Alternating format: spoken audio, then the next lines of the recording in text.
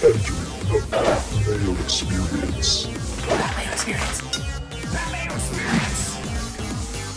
Pat Mayo Experience.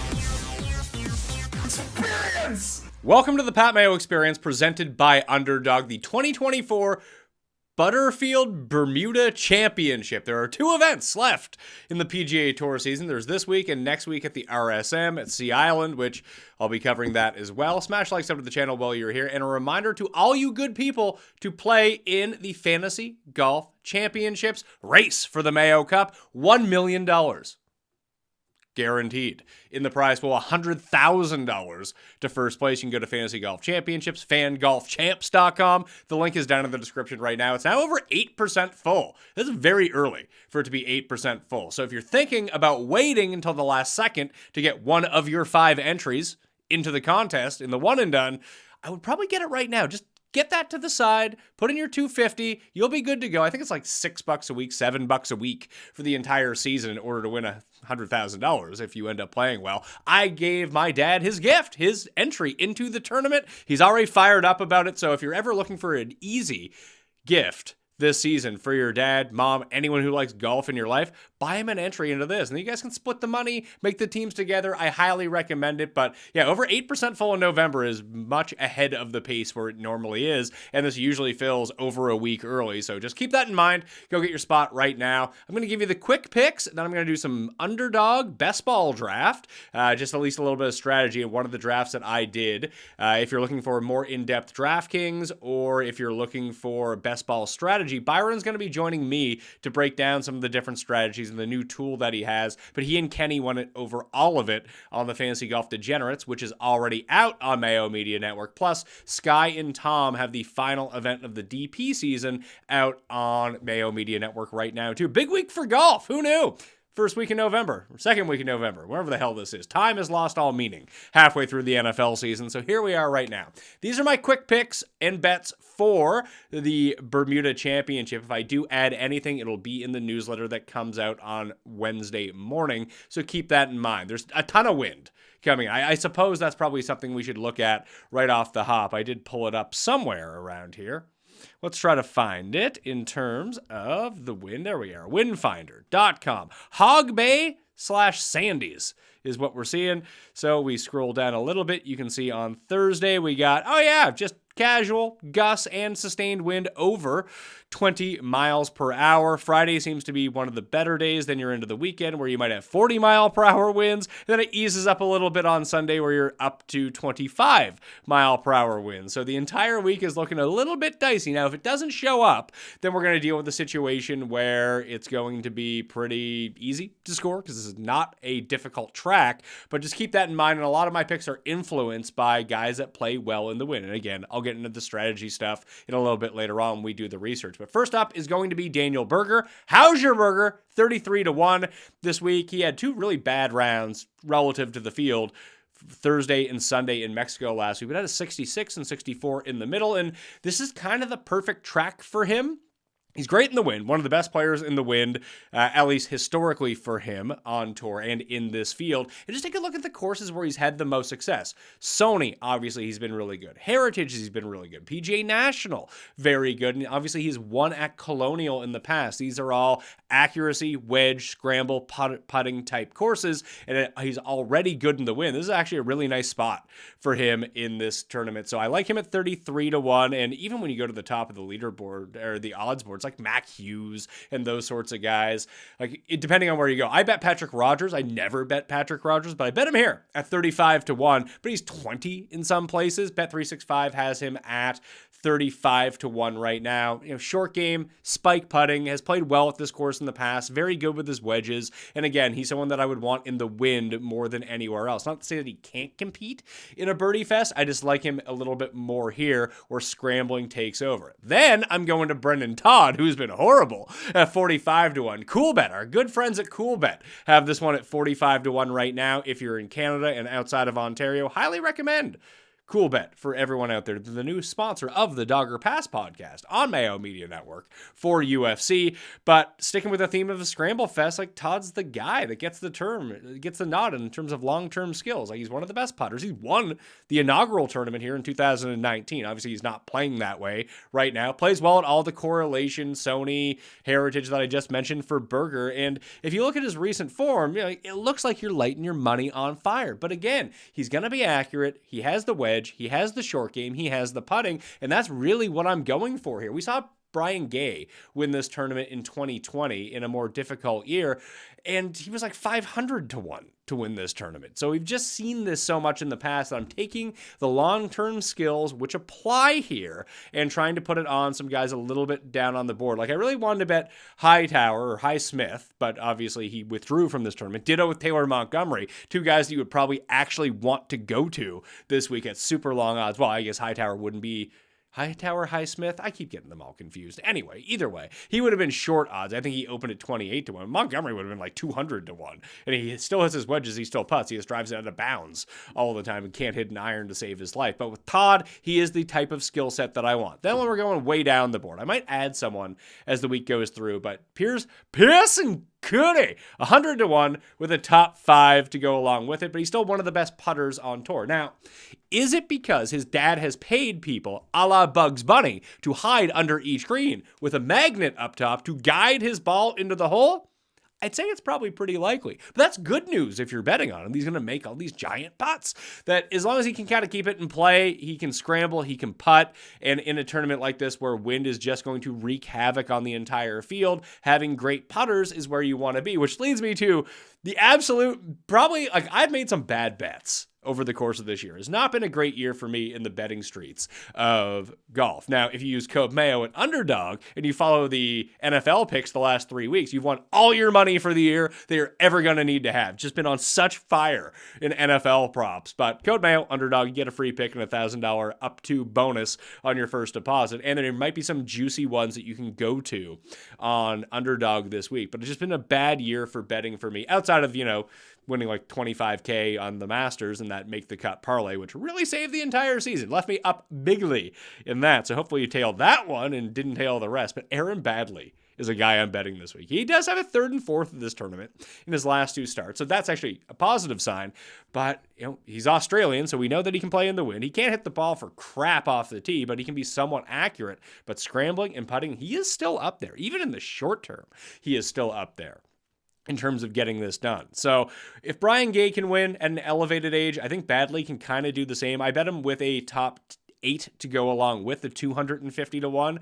But again, I would just take some shots on these skill sets. I saw Ulrich put out, and I saw some other people betting Brandt Snedeker this week for kind of the similar reasons that I'm betting Baddeley. Don't hate it. It's just I ended up going with Baddeley because Snedeker's been god-awful. And we still have that Torrey Pines round in our mind where all of the win. But we always forget that he finished the day early. That's why he was able to win and have such a good round. Not that it was super easy conditions. Other guys played like absolute crap that day. But the guys that really got pelted were the ones who needed to come back for the Monday finish.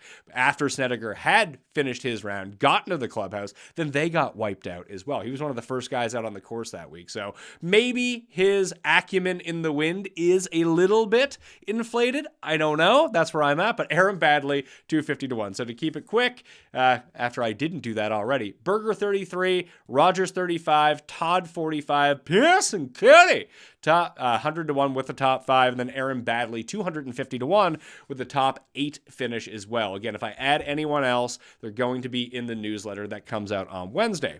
Let's jump over to Underdog, as I just mentioned, and take a look at one of the best ball drafts that I've done. The $50,000 or $500,000 scramble, $50,000 to first place, $10 per entry. You can max it out. They're really fun. You can do these drafts in like 5 minutes if you want to. You can even preload some rankings in. So if you want to do some season-long drafts for the best ball on Underdog, use code Mayo, get yourself signed up, get a free pick for the pick'em, but get that deposit bonus so you can fire more entries into this tournament. I had the 3rd pick. It's 6-man pods, 10 picks per, and I really had no strategy going in. I hadn't looked at anything so far this season. I just wanted to kind of fire off some drafts. I'm probably going to fire off some more to get used to the ADP with a lot of people. So you can see that Ludwig actually went number 2. Went Scheffler, Ludwig, and then Xander to me, Morikawa, Rory, Sungjae to fill out the first round of drafts. So you do have to balance this a little bit. At least this is where my head is at in terms of strategy right now, is that you do want your high-end players who are going to win all the money and compete in the elevated events and win majors and get into all these tournaments.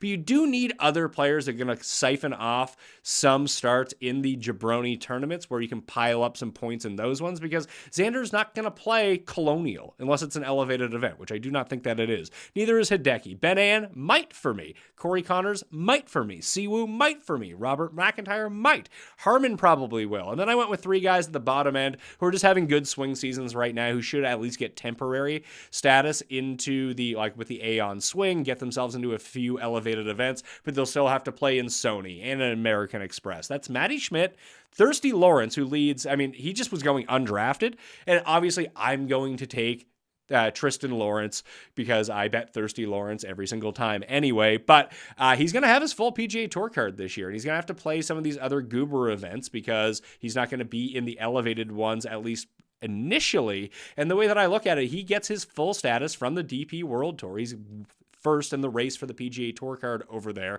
Their season is ending this week, and then he's just going to be playing in America. I mean, he'll probably split time between here and DP, but this is his crack to go get it. And then Kevin Yu, who's already won, and a guy that I just dumped money into all season long, then didn't bet him when he won during the swing season. It's always how it goes, but he's just a player who's been pretty good. He's going to play in a lot of these different events, so that's where I wanted to go. And you can see it really broke down that way, but no one was taking Lawrence at all. Like, he was undrafted ADP, and like someone drafted Bryson in this draft. So if you're going to take live guys, I mean, Spieth is injured. He's coming off the injury. Maybe he's back for the season. Bryson is going in drafts. And listen, if Bryson wins a major, he's probably worth this pick, but I'd still rather pile up the guys that are going to get me extra points in those other tournaments. I thought Dietrich in the 7th round, second pick, was actually a pretty good spot. Noren is another one that I can see doing that, but I just thought there was a lot of different stuff. So to recap the entire thing, I just went over the first round. Obviously, Scheffler is going to be the first pick. So on the swing,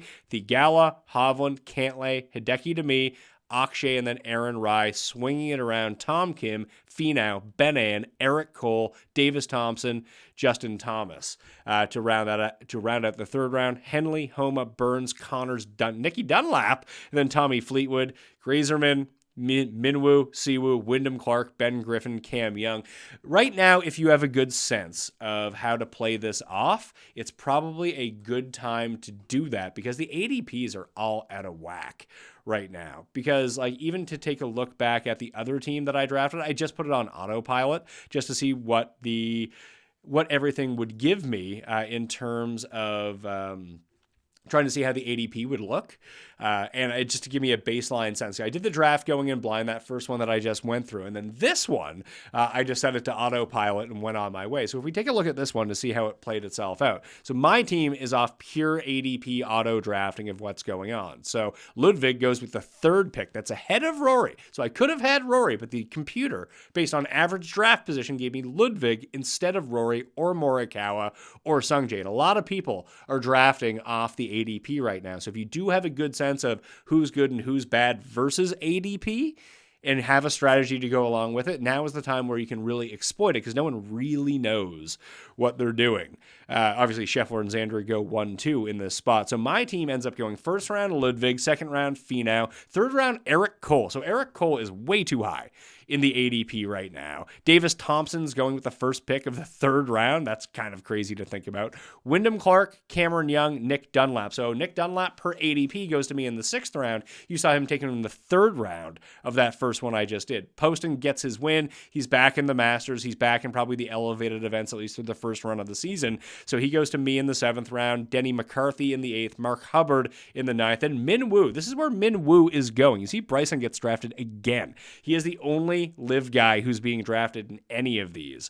But Minwoo in the last round, I mean, he would have been like a 3rd round pick a year ago, and now he's going last per ADP. If my ADP computer draft doesn't take Min Woo, then it's probably unlikely that he goes at all anyway. So there's little different niches you can go. I look forward to doing some of these on a live stream or maybe with Byron, and we can recap the draft and what our strategy is going to be and try to develop some strategies. But there's $50,000 to first place. It's $10 per entry. Code Mayo at Underdog gets you a bonus of up to $1,000 anyway. So you put in like $100 with Code Mayo, you get a free pick for Pick'em, you get the extra money to fire off on some drafts, and it's pretty fun to do. I'm going to be doing some on, whenever I have some downtime, I'll tweet it out, and hopefully you can jump into drafts with me, and we'll try to plow through some of these best ball drafts. But Underdog right now, killing the game in terms of these best ball drafts, is where you want to be to get the slow drafts on the go. And there's some that you can do with 40 seconds per pick or 30 seconds per pick, and there's some slow ones you can do if you don't want to be up to date on everything anyway. I think it's like 8 hours per pick. They take like a week to do, but you can kind of jump in and out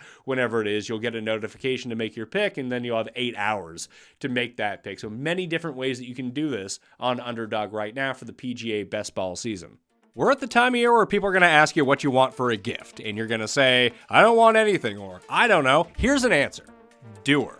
My Doer pants I got last week are the most comfortable pieces of clothing that I own. I got a pair of denim stretch jeans and these joggers. These joggers are amazing. You get them in a whole bunch of colors, but they don't look like joggers. So when you go out into public, we would wear crappy jogging pants out in public because they're so comfortable all the time, but then people see you're like, who is this absolute goober walking around in his joggers wearing his pajamas? No.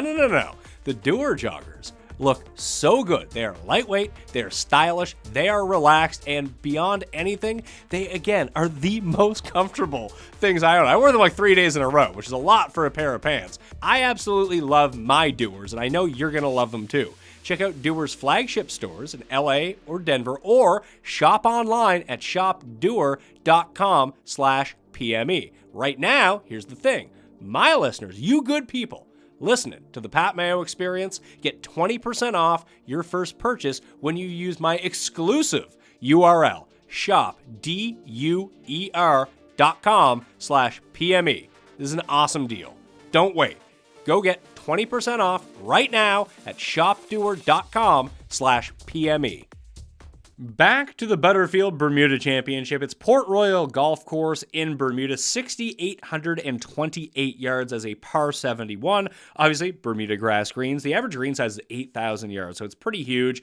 87 bunkers across the course, 7 holes with water in play. Only 120 person field, top 65 and ties end up making the cut. And so, over half the field at least is going to make the cut. Not a bad week to throw into a to make the cut parlay if any site is actually offering that, which they might not be, because there's no strokes gain data from this course, which is kind of killer, because the only people who are paying attention at this time of year are people who want the strokes gain data to bet on this stuff or play daily fantasy, but they just don't give a crap. Camilo Villegas was the winner last year after finishing runner-up the week before in Mexico at -24. Seamus Power in -22. In 2022, won at -19. Then you had 2 difficult years that were a bit windy, a bit rainy. Lucas Herbert won at 15 under in 2021. Then Brian Gay, who I keep mentioning, won at 15 under in 2020. Brendan Todd, the winner of this inaugural event, in -24 in 2019. We can take a look at the historic cut line. It was 8 under a year ago. 1 over the year before that, 2 over the year before that, and then 1 under in 2020. I would expect it to play more like 2020, 21, and 2022 based on that weather forecast that we're seeing right now. FantasyNational.com/Mayo to get 20% off at Fantasy National. Get your hands on all of this stuff. Driving accuracy quite low, but greens and regulation about even, scrambling a little bit easier. 3 putts per round, about even as well. So again, I'm just going on good long-term historic putters. And then we're going with, guys who can scramble, keep the ball in play, because you saw driving accuracy pretty low. And with the wind, that's probably going to be even lower this time around. The best players at this tournament over the course of the past 5 years, which is the entire span of this tournament. Seamus Power, he has the win and a top 12 finish. Justin Lauer has been very good with 3 top 20s in 3 of his starts. You can see he's 25-1. The Todd father, shout out Coolbet, 45-1 instead of the 35-1. Other places are posting on him. T20 last year, he was first in 2020.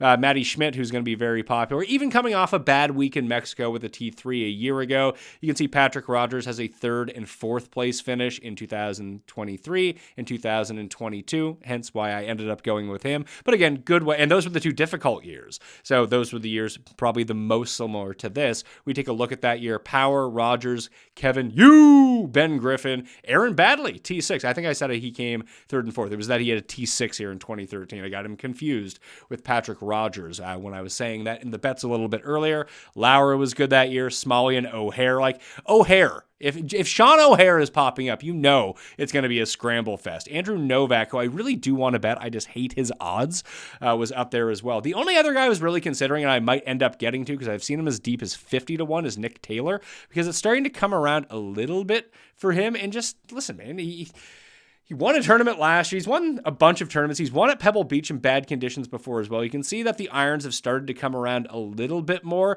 The putting has been god-awful for a while now, but historically he's like a break-even or pretty good putter. So, and he putts well on these slower greens and like POA greens. These are Bermuda, but they're slow Bermuda. Players is a spot where he's popped. Sony's a spot where he's popped. Amex is a spot where he's popped over the years historically, and then he won in Phoenix, another place with these slower Bermuda greens that have like the POA overseed. So just another guy to keep an eye on. I could just see him kind of going crazy. I do worry that his scrambling is not up to par. It's really unfortunate that Taylor Montgomery and Joe Highsmith did not end up in this tournament. The other guy that I'd be looking for, like Mav, yeah, sure. Not for me. Matt Hughes, nah. Doug Gim doesn't putt well enough. Ben Griffin, yes. Sam Stevens, yes. Not at those odds. Lauer, not at those odds. It was actually Bridgman that I was looking for. 40 to 1. If you can find that number out there on Bridgman, that's probably where I'd be looking. Carson Young was another one that I kind of want to go to just because I like Carson Young. I've been ride or die with Carson Young. But look at these putting numbers from Bridgman. We haven't seen the top end results, just kind of outside the top 10 in a lot of these tournaments. But this is the spot where scrambling and putting can get it done for you. 40 to 1 would actually be a play for me. Maybe I need to go back and reevaluate where I'm at with Jacob Bridgman, because I saw him as low as 25 to 1, but I didn't shop around at every single book. 40 to 1 would be a pretty good number here. And with Carson Young, you've seen spike putting. The one thing I do worry about with him, that yeah, he can make enough putts to succeed, but I think you want him at easier courses where it's not super windy. Easy course, yes, in the wind might be a bit more difficult because dude cannot scramble to save his life. He cannot get the ball up and down, which is pretty problematic, and it's not anything new for him. Over his last 80 tournaments, he's losing a stroke per tournament around the greens. That's not exactly where you want to be in what could be a windy scramble fest. Yeah, the putter can spike, probably not where I want to go. Instead of going over the model rank, although I did use the time machine this week, and I did see, I clicked the wrong thing. I went back to last week's tournament. Of course I did. Pat, you're an idiot here.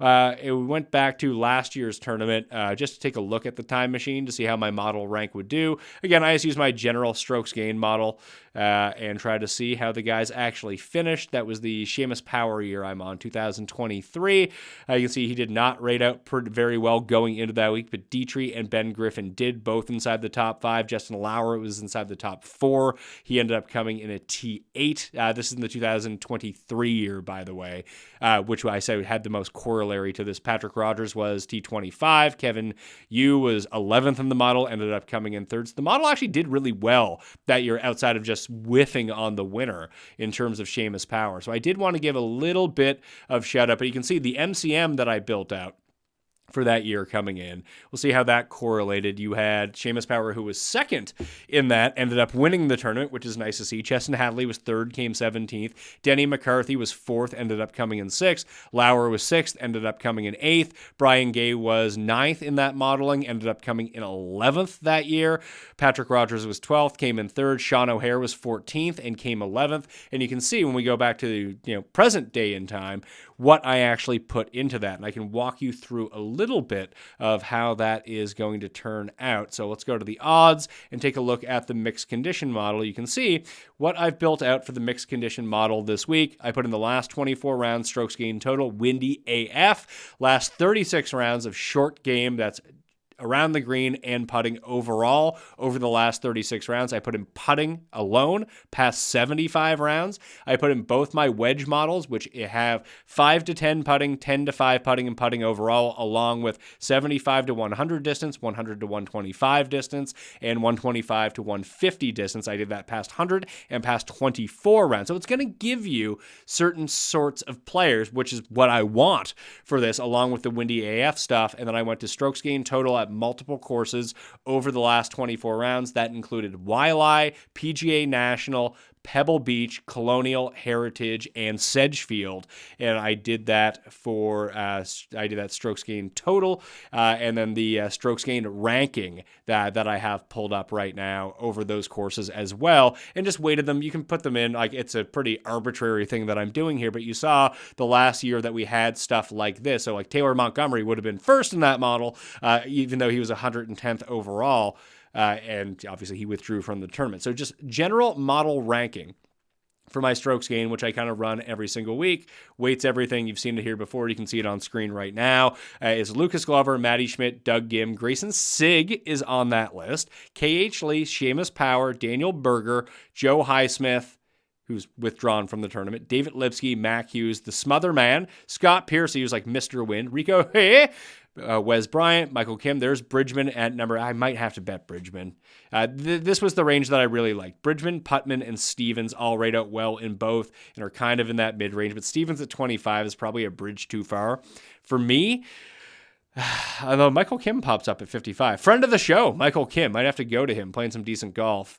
But Hui, Michael Kim, Bridgman, Putnam was the one I was really looking at. I think he had a decent run at the Zozo a few weeks back. Has not been playing much, but rates out well in both the MCM and the overall modeling.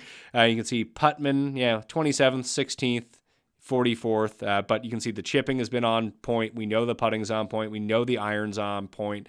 And we'll just take a look at his driving for a second to see if the distance and accuracy, because the strokes gained haven't been there, but yeah, he's still hitting every single fairway. So Putnam might actually be a really nice look here. He isn't the greatest of odds, but if we can get him, what was he at here? 30 to 1. If we can find a 30, 35, 40, maybe if there's a boost you can use, an enhancement somewhere, maybe take a look at Andrew Putnam. Maybe a good DraftKings play. But here's what we're looking at for the mixed condition model. And this is the one that I really wanted to lean on, because it could give us a sense of who's good, who's bad from longer odds. Vince Whaley is 50 to 1. I did see my guy, Chris Baker, the birdie maker, is back this week as well. Shout out to him. What a hero. But Vince Whaley is 50 to 1. Didn't have a ton of interest in him just because I haven't heard the name Vince Whaley in ages. I remember when we were betting this guy every single week because he just kept making the cut. He actually hasn't been all that bad.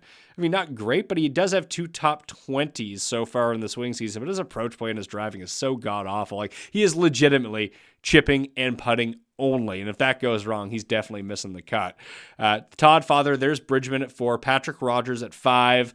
Guys that I bet on, Todd and Rodgers. Seamus Power, McNeely, Sam Stevens, Lauer, Ramey, Daniel Berger, 7th in the overall model, 12th in the mixed condition. One of the best players in the wind in this tournament. Putnam ranks top 20 in both. K.H. Lee ranks top 20 in both. Sung-Yul No is 17th in this one and 26th in the overall short-term modeling. Baddeley, 22nd inside this modeling. Roger Sloan is here as well. Pearson Coody, number 23. Nick Taylor, number 26. So you can see where I was leaning. Maybe I should go to Streelman or Piercy in this spot. 30th and 29th, 75 to 1 and 90 to 1. Streelman just keeps popping up and rearing his ugly head in some of these tournaments. Earlier on, then he kind of fades away as it goes along. 46 years old right now, but we know he's deadly with his wedges. Not the best chipper, not the best putter, but can get it done in different types of formats. And I think that both of his wins on tour have actually come on Bermuda grass greens as well. And the slower putting